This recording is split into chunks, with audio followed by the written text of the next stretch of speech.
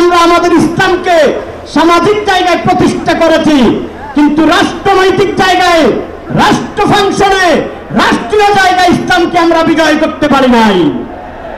আজকে 2025 মুসলিম উম্মাহের জন্য সুবর্ণ এক সময় এসেছে। আমরা একজন ভালো নেতা পেয়েছি, পীর সাহেব চরমনাই। আমরা ভালো একটা নীতি পেয়েছি, ইসলামী আন্দোলন বাংলাদেশ। আমাদের ভালো একটা মার্কা আছে, হাত পাকা।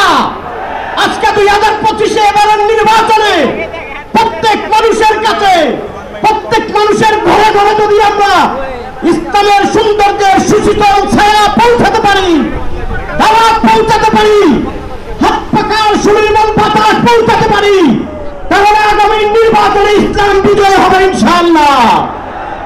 সেই সাথে আমরা সরকারকে উদাত্ত আহ্বান জানাবো, অন্তর্বর্তী সরকারকে আমরা উদাত্ত আহ্বান জানাবো।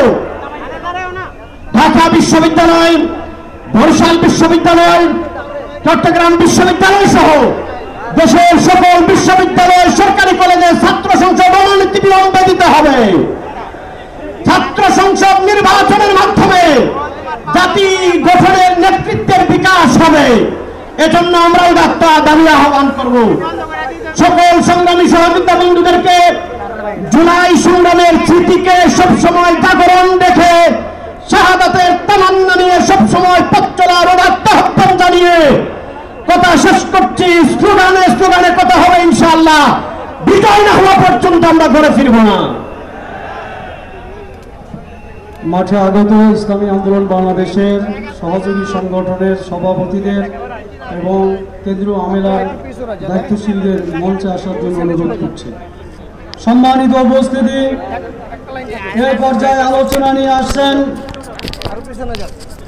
ইসলামী আন্দোলন বাংলাদেশের কেন্দ্রীয় সদস্য, জাতীয় উলামা মাশায়েখ কালমা পরিষদের যুগ্ম সাধারণ সম্পাদক, সময়ের আলোচিত আলোচক, বিশিষ্ট আলেম দ্বীন মুফতি শামসুদ্দোহা আশরাফি।